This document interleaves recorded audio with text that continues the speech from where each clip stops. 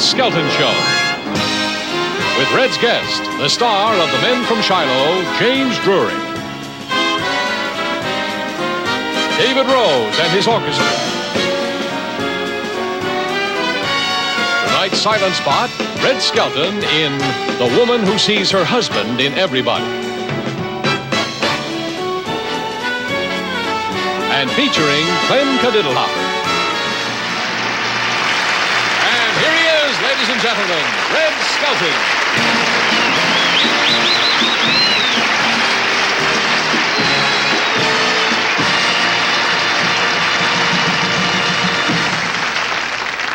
Thank you very much, and good evening, ladies and gentlemen. I feel good tonight, and I must say, you're a sight for sore eyes, and I got them. I'm glad the show's in color so you can see this little beauty. See, I got to tell you what happened. About 10 days ago, I woke up, and my eyes were sort of pigeon-toed. They were overlapped like that. See? Now, I didn't get the accident, didn't get the eye through an accident. I got it through a keyhole. See? But you know, there's nothing more frightening than to get word that there's something happening to your eyes. See, I had an uncle, and his name was Hody, see? And he drank all the time. And they said, if you stop drinking, you'll regain your eyesight. He said, okay, I'll give it up. So about a week later, I see him come staggering down the street, and I says, Hody, I thought you gave it up. He says, I did. But things don't look as good when I'm sober, so I start drinking again.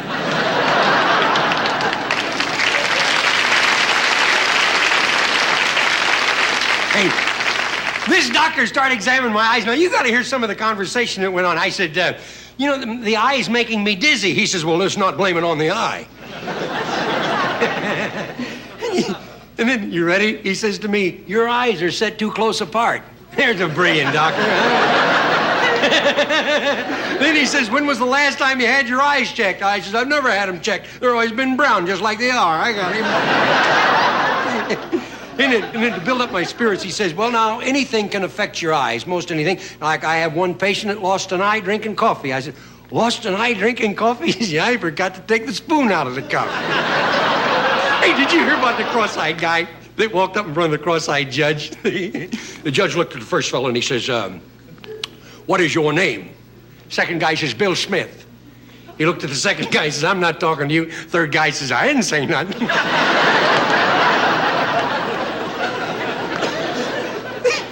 Hey, you know what, though? Some women, and some people, rather, are vain about wearing glasses. Now, you take some people can't see without glasses. Some people, when they have too many glasses, they can't see at all. Well, my wife, Little Red, is kind of vain about wearing glasses. She can pretend she sees everything. The other night, we're in a restaurant. She says, now, there's an old-fashioned girl over there with a dress that buttons all the way up the back. I said, what do you mean, buttons? That's her spine. My wife is really nearsighted. The other day, she yells, oh, I found the quarter, and she picked up a manhole cover.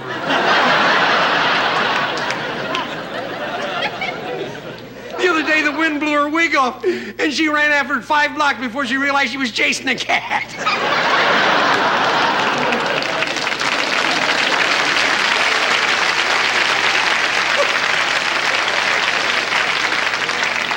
Yeah, and she'll never admit that she's crying. I heard her feeling. She never admits she's crying. She says, my, it's warm. My eyes are perspiring.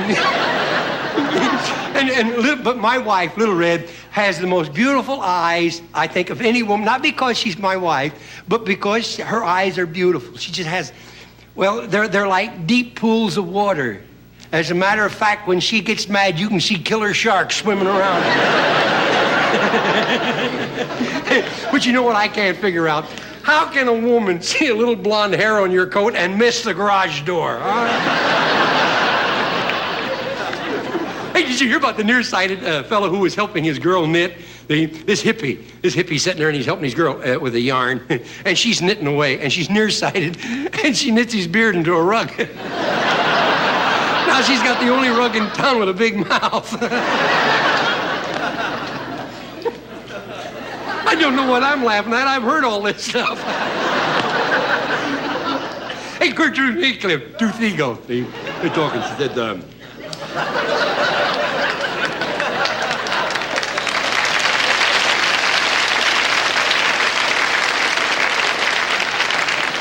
says, Heathcliff, did you hear what happened to Charlie the porcupine? He's in the hospital. He says, no.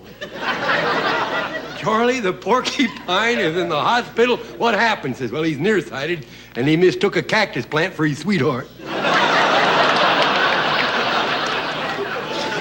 Hey, you know, speaking of being nearsighted, I would like to do now, if I may, a short little pantomime of a nearsighted fella sewing a button on his coat. A nearsighted fella sewing a button on his coat.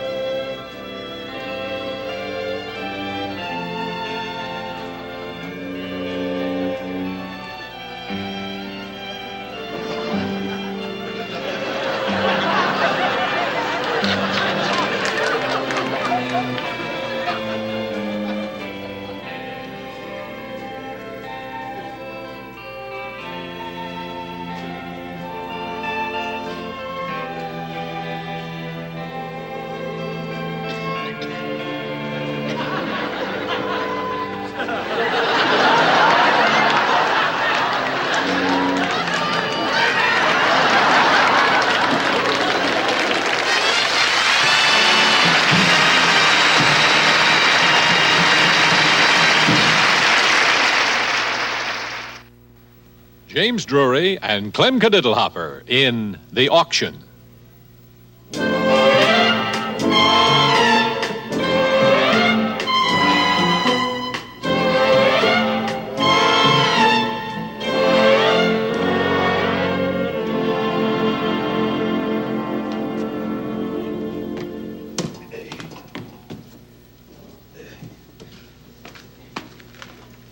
Yeah, one small step for man, one giant step for that goofy son of mine. Clem Cadiddlehopper, where are you? Here I am, Paul!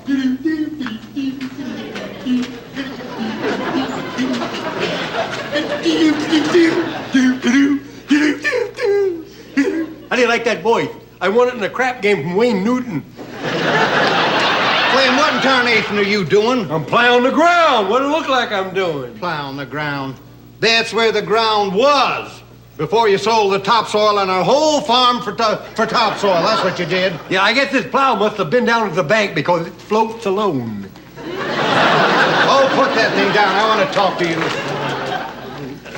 What do you want? Now listen here, Clem. Yeah. All our crops were in that topsoil. No. You know, a lifetime of work just went right down that drain. Well, I hate to tell you this, Paul, but the fellows bought the drain, too.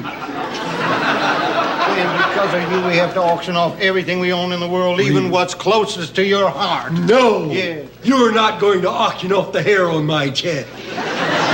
It's just coming along nice now, that one there. No, stupid, no. We're getting an auctioneer. Auctioneer? Now listen close. Yes. Not that close. Well, I go back. Now listen. Does the name James Drury mean anything to you? No, but the name Ruby Bagoni do. Clem, James Drury is a great big TV star. Oh, bigger than Ralph Williams? Oh. Now listen.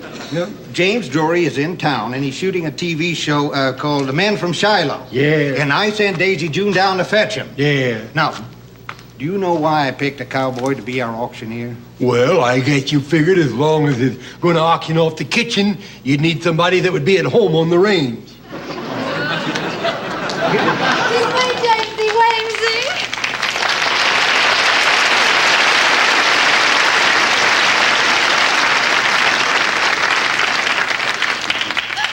you're looking at my hair. Well, it sure is nice to see a ponytail on a lady instead of a horse. Hey, Mr. Drury, how did you find Daisy June? Probably followed these eyeballs, and there she was.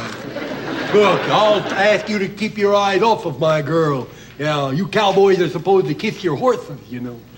Look here, I'm gonna go get ready for the auction. I'll be right back. Well, I'll carry on right here. Not with my girl, you don't carry on, buddy. Look, don't start with me, country boy. I'll give you a migraine lip. I'm an expert at yoga. Yoga? Yep. Yoga. Clem, you know what yoga is? Used to play baseball, didn't he? No, yoga. That's the yellow part of an egg. Oh, no, that's a yolk. Didn't get much of a laugh, did it? Yoga, yoga? Yoga helps you to a very powerful breathing, like this. I want you to notice what kind of strength I can get with my lungs. Really? You pay attention, too.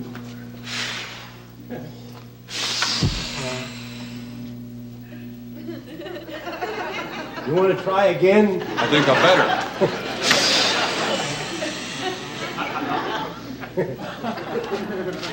Don't feel bad, it's that stupid prop man back there.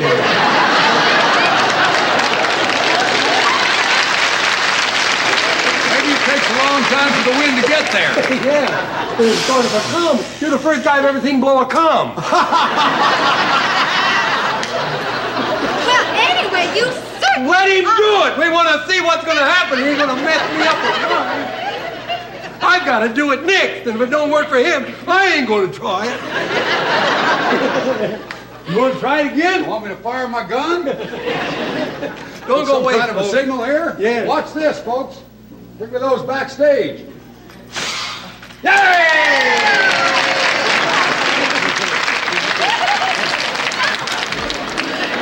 sure are lying. Wait a minute, that was mine! Bring it back! That was supposed to be mine! All right, tell him he's windy. He certainly is long-winded. Yeah, he's a windy old devil is right. You ever thought about going into politics? You step aside there, city boy. I'll show you some breathing around here. Get a nice onion here. Yes, sir. You're not going to eat that whole onion, are you? I'm going to heat all of them if I have to. That'll cover a lot of scope. Yeah. You proud of that, ain't you? Huh? Yes, sir. A little onion never hurt anybody.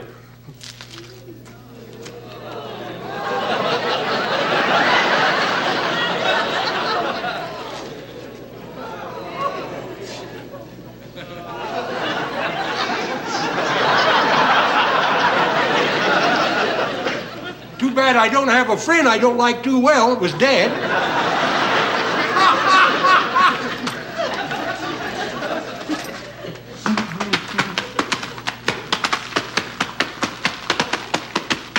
Yeah, I only do a Spanish dance when I eat Spanish. Wait till I knock my socks down, too. Yeah, and on top of that, it kind of keeps the air moving around my breath, you see. Watch this now. Step back. Don't worry, you don't have to ask me twice. Here, you watch this now. I'll show you them.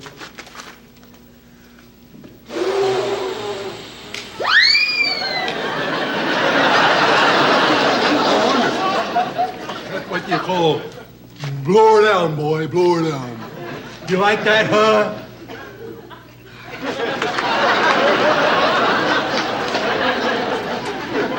What on earth's the matter with you, huh? Oh, it's the onion. That's what it is. All right, folks, come on in. Come on in. The auction is about ready to start. All right, look here, around. Clem. We've got to take an inventory, find out what we've got to sell here. Oh, an inventory. Well, Yeah. you point what it is, and I'll take it. Well, you know, you have to get out the list of what you're going to sell. Oh, yeah. Clem, come over here. Now, Daisy June, I want Clem to count all the chickens and the goats, everything, and you mark the number down. Okay. All right? Go ahead. Yeah, who's a gourd head? I said go ahead. Oh, I thought you called me a gourd head. All right, folks, let's have a little auction action here. Now, how many red chickens are there? Red chicken. Now, let's see here. How much am I bid for this beautiful antique milking machine, which can also double as a garter belt in case you've got a cow that wears silk stockings. 15. many red chickens are there? 20. 20! Sold to the man who bid 20. Let's see, folks, what am I bid for this beautiful portrait here? And a package deal on everything else, including this bowl of Spanish onions. This is a very unusual picture. You'll notice this is a local farmer here in these parts, and his name was Honest Pete. He was so honest he could tell a thief 1,000,000 miles away. All right, folks, what am I bid for the picture and the whole works? Everything here. 200. 220. 250. How many goats are there? 275. Sold to the man who bid 275. Well, that's it, folks. The auction's over. Thank you all for coming. Thank you, ma'am. Thank you, ma'am. Thank you, sir. I don't believe this. Oh, yes, I do. Clem, you know what you've done? What? You went and bought everything back again, including 10% to him. You're getting more stupid every day. Well, that's progress. And I ain't one to stand still, you know. I'm sorry I did that, Paul. I just didn't. Ouch. I didn't. What's that? Boy, I'd like to see the dog that buried that. Wait a minute. That is fantastic. No, it's the bone. Do you realize what you've got here? Now, just a minute, Mr. Drury. Whatever it is, don't tell him or he'll ruin it. Believe me. Now, Clem, you take this bone behind the house and keep your eyes on it. If I keep my eyes on it, I won't be able to see behind the house. Go. Mr. Cadiddlehopper, Yes. you may not realize this, but that is a genuine dinosaur bone. Why, any museum in the world would pay a fortune for something like that. A fortune. We're rich, Daisy Dude. You certainly are. You folks are going to be rich, really rich. Well, thanks for asking me to be your auctioneer. I've got to get back over to Shiloh. Well, now, wait a minute. You can't go without having a bite to eat. Oh, Come do on. I have to? Clem, Yes. bring in some victuals. Soup's on, soup's on. Yes, sir. Wait till you taste this, sir. You have never. These are made with 14 carats. This is golden soup. I say, Clem, I want to ask you, what did you do with that bone, the giant bone? Put it in the giant soup. Oh, put it in the giant soup. Yeah.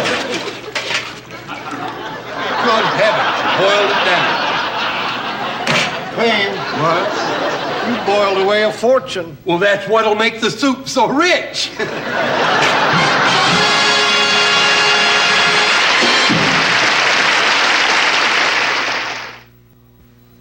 And now the silent spot.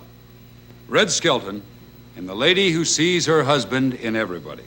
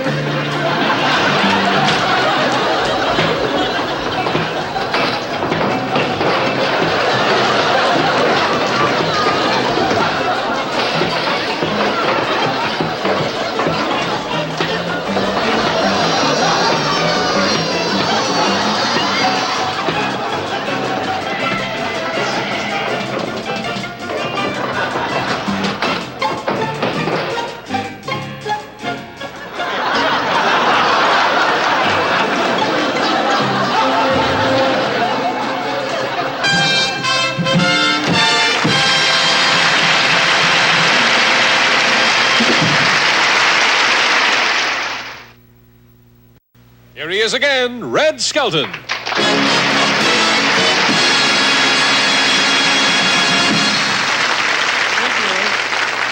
I would like to thank our sponsors and staff, and especially you ladies and gentlemen, for allowing me to be a part of your evening. So until next week, I'll say good night, good health, and may God bless. Good night now. Thank you.